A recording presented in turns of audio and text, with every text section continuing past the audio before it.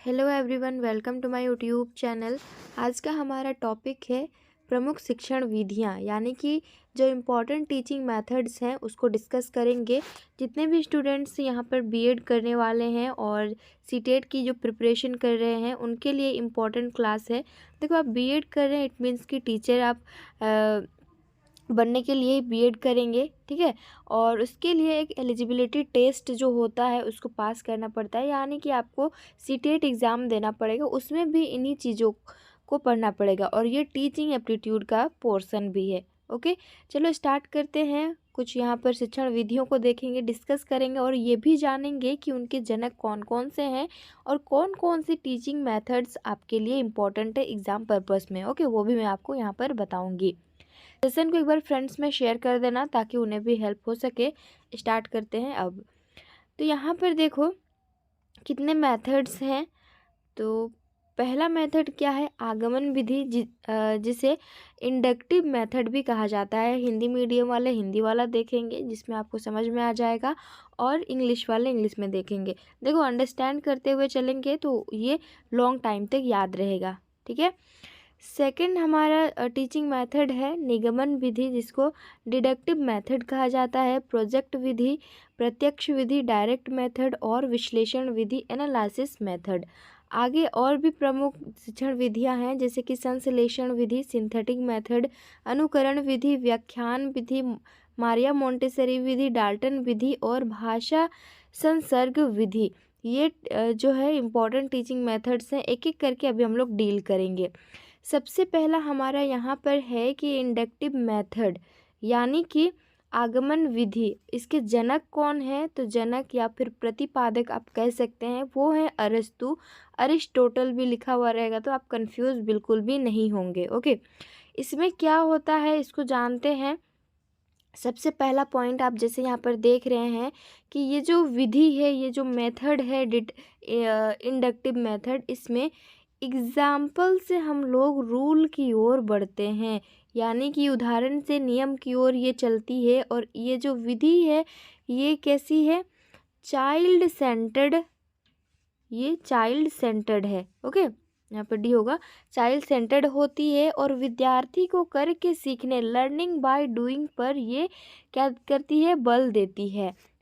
ये बहुत ही इजी है, समझ ही जाएंगे आप। यानी कि इसमें हम ये समझ सकते हैं, इस विधि में सीधे तरीके से हम क्या करते हैं? अनुभव, एग्जाम्पल्स और एक्सपेरिमेंट्स से हम चीज़ों को, नियम को सीखते हैं। क्योंकि हम उदाहरण से नियम की ओर जा रहे हैं तो नियम को सीखते हैं। और लर्निंग बाय डूइंग, करके सीखने पर फोकस किया गया है। मान लो एक यहाँ पर मोमबत्ती जल रहा है ना, और एक छोटा सा क्यूट सा जो बच्चा है ये बार बार इस मोमबत्ती की ओर जाता है, लेकिन इनके माता पिता, भाई बहन, दीदी जितने भी हैं वो इसको रोकते हैं, लेकिन फिर भी बच्चा नहीं मानता है। इस मोमबत्ती की ओर वो जाने मतलब वो जाना चाहता है। तो ऐसे में हमें क्या करना चाहिए ना, बच्चे को एक बार यहाँ पर जाने के लिए छोड़ देना चाहिए। क्योंकि जब वो जानेगा, इसके पास जाएगा, उसको इसका हीट का पता लगेगा, तो वो खुद ही नेक्स्ट टाइम से नहीं जाएगा। उसको वहाँ पर अनुभव हो जाएगा कि ये क्या चीज़ है, यहाँ पर जाने से मुझे चोट लग सकती है, तो बच्चा वहाँ पर नहीं जाएगा। तो ऐसे में क्या करता है बच्चा? वो करके सीखता है, खुद करता है, एक्सपीरियंस करता है, अनुभव करता है, तो वो सीखता है। बच्चा ही नहीं, यहाँ पर बड़े लोग भी ऐसे करते हैं। और जिस भी चीज़ को आप करके सीखते हैं ना, वो चीज़ कभी जीवन में नहीं भूल सकते हैं, ठीक है। तो ये चीज़ आप याद रखिएगा। ये छोटा सा एग्जाम्पल है, आपको समझाने के लिए दिया गया। आगे बढ़ते हैं। नेक्स्ट हमारा जो टीचिंग मेथड है वो निगमन विधि। इसके प्रतिपादक कौन है? तो सेम ही है, अरस्तु। एक बार आप आगमन विधि को समझ गए ना, तो निगमन विधि भी समझना बहुत ईजी है, जस्ट उसका ऑपोजिट। और एक चीज़ मुझे यहाँ पर बताना है कि ये जो विधि है प्राइमरी क्लास के लिए ज़्यादा इम्पॉर्टेंट है। किसके लिए? ये इंडक्टिव मेथड प्राइमरी क्लास के लिए। और इस विधि में हम लोग नॉन टू अननोन की ओर बढ़ते हैं, यानी कि ज्ञात से अज्ञात की ओर बढ़ते हैं। और उसके बाद मूर्त से अमूर्त की ओर। मूर्त कहने का अर्थ क्या हो रहा है और अमूर्त क्या चीज़ है, समझना जरूरी है। मूर्त वैसी चीज़ें होती है जिसको हम लोग छू सकते हैं, देख सकते हैं, ठीक है। और अमूर्त वैसी चीज़ें होती है जिसको हम बस फील कर सकते हैं। ये एब्स्ट्रैक्ट चीज़ें इसमें होती है। जस्ट उसका ऑपोजिट कहाँ पर हो जाएगा, निगमन विधि में हो जाएगा। इस विधि में क्या होता है, देखो यहाँ पर ये नियम से यानी कि रूल से एग्जाम्पल्स की ओर बढ़ता है और ये टीचर सेंटर्ड होता है। टीचर सेंटर्ड यानी कि ज़्यादातर एक्टिव यहाँ पर टीचर होते हैं और शिक्षक ही सारे नियम को सिखाता है। तो यहाँ पर नियम से उदाहरण, जैसे कि मैं एक एग्जांपल यहाँ पर दे रही हूँ, ध्यान से सुनना। हमें निकालना है 9 का डिविजिबल, मतलब एक टीचर है वो हमें 9 का डिविजिबिलिटी रूल बता रहा है यहाँ पर, कि क्या बता रहा है, 5 7 8 9 2 1 x 3 4 5 और यहाँ पर y। तो हमें 9 का डिविजिबिलिटी रूल बता दिया कि यहाँ कोई भी नंबर रहेगा, जैसे कि 5 6 8 2 0 3 ऐसे करके, तो 9 का डिविजिबिलिटी रूल बताया कि इन सारे डिजिट्स को क्या करना है, यहाँ पर सम करना है। उसके बाद देखना है कि जो सम करके जो नंबर आया है वो 9 से डिवाइड हो रहा है या नहीं हो रहा है। ओके, तो ऐसे हमें यहाँ रूल बता दिया और इस तरह से एक क्वेश्चन दे दिया जिसको हमें निकालना है, एक्स और वाई का वैल्यू को हमें निकालना है। ठीक है, तो इस तरह यहाँ पर होता है कि पहले नियम को बताया जाएगा, उसके बाद उदाहरण दिया जाएगा, जिससे आपका कॉन्सेप्ट यहाँ पर क्लियर हो जाएगा। हमने उसमें देखा था कि ज्ञात से अज्ञात की ओर जा रहे थे, इसमें हम अज्ञात से ज्ञात की ओर जाएंगे क्योंकि ये शिक्षक केंद्रित है और अमूर्त से एब्स्ट्रैक्ट चीज़ों से हम मूर्त चीज़ों की ओर हम लोग बढ़ेंगे। ठीक है, ये हो गया यहाँ पर कंप्लीट। आई होप कि आप सभी को समझ में आ ही गया होगा। आगे बढ़ते हैं अभी, और ये नियम से उदाहरण की ओर चलती है। नेक्स्ट हमारा टीचिंग मेथड है प्रोजेक्ट विधि। इम्पॉर्टेंट है, स्टार मार्क लगा लेना, और वो दोनों भी इम्पॉर्टेंट ही थे। अब इसके जनक कौन है, तो किलपैट्रिक इसके जनक है। प्रोजेक्ट विधि के जनक कौन है, किलपैट्रिक हैं। एक बार पढ़ेंगे तो याद नहीं होगा, आप बार बार रिवीजन करेंगे तभी याद होगा। ठीक है, अब देखते हैं इसमें क्या होता है कि ये जो विधि है अनुभव केंद्रित होती है, यानी कि एक्सपीरियंस सेंटर्ड होता है और बालकों के समाजीकरण पर विशेष बल देती है। कौन सी विधि, तो प्रोजेक्ट विधि, क्योंकि ये अनुभव केंद्रित होगी, खुद से हम एक्सपीरियंस करेंगे तो ऑब्वियस है कि इससे समाजीकरण पर विशेष बल दिया जाएगा इसमें। और इस विधि में क्या होते हैं, विद्यार्थी सक्रिय होते हैं। ठीक है, विद्यार्थी जो है एक्टिव होते हैं क्योंकि वो खुद से करेंगे, अनुभव करेंगे और उसमें सोशलाइजेशन भी डेवलप हो जाएगा। तो प्रोजेक्ट विधि के जनक किलपैट्रिक हैं और ये इम्पॉर्टेंट है। आगे है प्रत्यक्ष विधि यानी कि डायरेक्ट मेथड। ये क्या है, इस विधि में बालकों को बिना व्याकरण के नियमों का ज्ञान कराए भाषा सिखाई जाती है। यानी कि ये एक ऐसा विधि है जिसमें ज़रूरी नहीं है कि आपको ग्रामर का नॉलेज हो। जैसे हम घर का लोकल लैंग्वेज सीखते हैं तो उसमें क्या हम व्याकरण को देखते हैं, नहीं देखते हैं ना। तो ये वही चीज़ है प्रत्यक्ष विधि, जिसमें जैसे कि आगे जो है पॉइंट, इस विधि में बालक की मातृभाषा होती है। जैसे हम लोग घर में कुरमाली बोलते हैं, ठीक है, लेकिन हम लोग को ग्रामर नहीं पता है फिर भी कुरमाली बहुत अच्छे से बोल लेते हैं।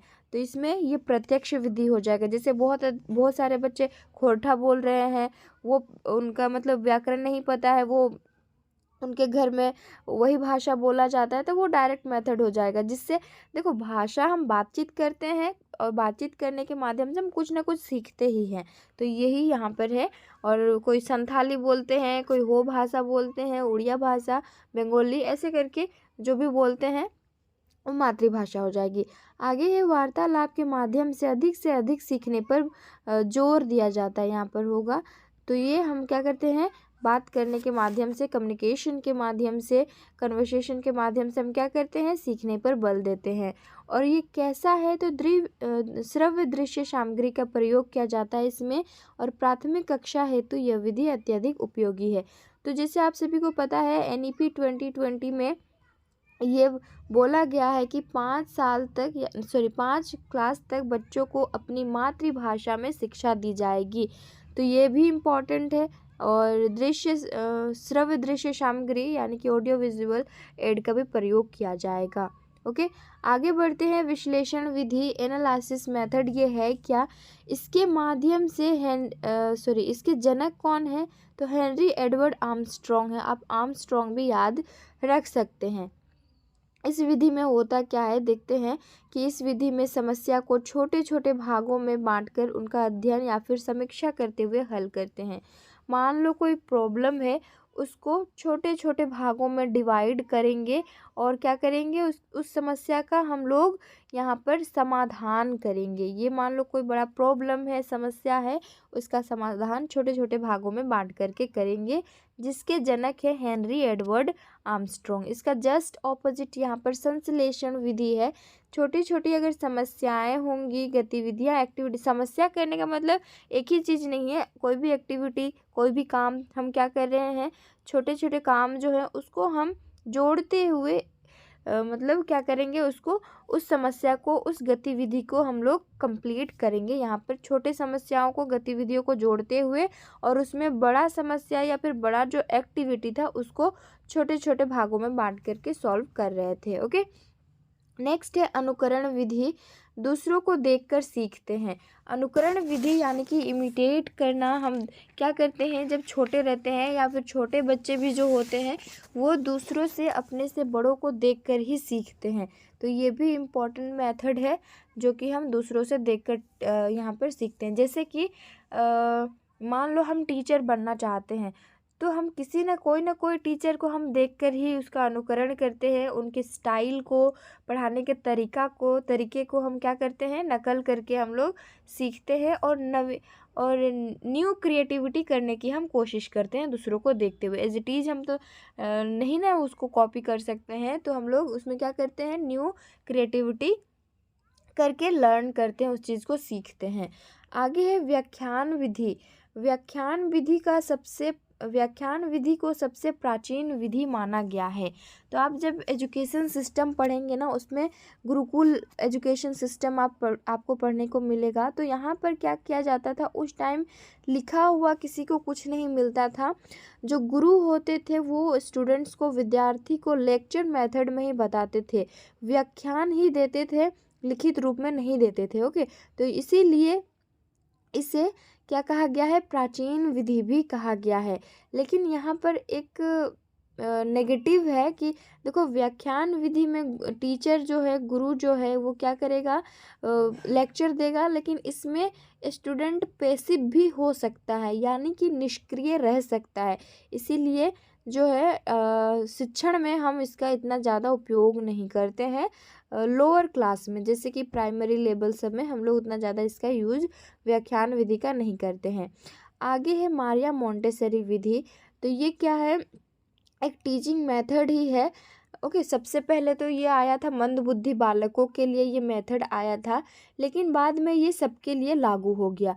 अब मारिया मोंटेसरी जो है ना, ये इटली के रहने वाले थे और चिकित्सक के साथ साथ, यानी कि डॉक्टर के साथ साथ ये शिक्षा शास्त्री भी थे। इसीलिए इनके नाम पर ही ये मेथड को रखा गया है, मारिया मोंटेसरी विधि। और ये अभी सबके लिए शिक्षा में इसका उपयोग किया जा रहा है। पहले मंदबुद्धि बालकों के लिए ही था, अब जो है सामान्य हो गया है। ओके, और इस पद्धति में क्या था कि 2.5 वर्ष से 6 वर्ष तक बच्चों के लिए इसको प्रयोग में ली जाती थी। आगे है डाल्टन विधि। कौन सी विधि है? डाल्टन विधि है। मैं सर्च कर रही थी तो मुझे उतना मिला नहीं, लेकिन इसके जनक कौन है इसको जान लीजिए। जनक या फिर प्रतिपादक, प्रोपाउंडर जो है, ये कुमारी, लिख लेना कहीं पर, कुमारी हेलेन पार्कस्ट है। ठीक है, ये नाम याद कर लेना। डाल्टन विधि के प्रतिपादक कुमारी हेलेन पार्कस्ट हो जाएगा। आगे का हमारा जो है लास्ट पॉइंट है भाषा संसर्ग विधि। ये क्या है? ये एक व्याकरण शिक्षण विधि है। जैसे कि हमने पहले देखा था, उसमें व्याकरण जरूरी नहीं था, लेकिन भाषा संसर्ग विधि में जो है शिक्षण विधि है, व्याकरण शिक्षण विधि है। इसमें रचनाओं के माध्यम से व्याकरण का ज्ञान दिया जाता है। ठीक है, किस पर यहाँ पर जोर दिया जाता है? तो व्याकरण पर जोर दिया जाता है। और इस विधि के माध्यम से अगर बच्चे इस विधि को अपनाते हैं तो अच्छे तरीके से वो लिख सकते हैं, कहाँ पर ग्रामेटिकल एरर नहीं करना है, इन सारी चीज़ों के बारे में उनको पता लगता है। और ये प्राथमिक कक्षाओं में भी उपयोग में लाया जाता है, साथ ही साथ अदर जो क्लासेस होती है उसमें भी इसका उपयोग किया जाता है। ठीक है, यहाँ पर कंप्लीट हो जाते हैं। इसमें से कौन सा इम्पोर्टेंट है जो आपको याद रखना है, जैसे कि यहाँ पर आगमन निगमन निगमन जो है एक याद करेंगे तो हो जाएगा। प्रोजेक्ट विधि, विश्लेषण विधि, और प्रत्यक्ष वाला तो समझ ही रहे हैं, संश्लेषण विधि और व्याख्यान विधि उतना इम्पोर्टेंट नहीं है, डाल्टन विधि। आप लोग इन सारी चीज़ों के बारे में ज़रूर से रिवीजन कर लीजिएगा। ओके, आई होप क्लियर हो गया होगा। और नेक्स्ट हमारा टॉपिक होगा मोटिवेशन, यानी कि अभिप्रेरणा, जो कि बहुत ही मज़ा आने वाला है पढ़ने में। समझते हुए चलेंगे तो बहुत ही इजी लगने वाला है आपको, और अगर रटने पर फोकस करेंगे और टाइम पास के लिए देख रहे हैं तो फिर आपको थोड़ा सा समझने में डिफ़िकल्ट होगा। तो ठीक है, मिलते हैं नेक्स्ट क्लास में हम लोग।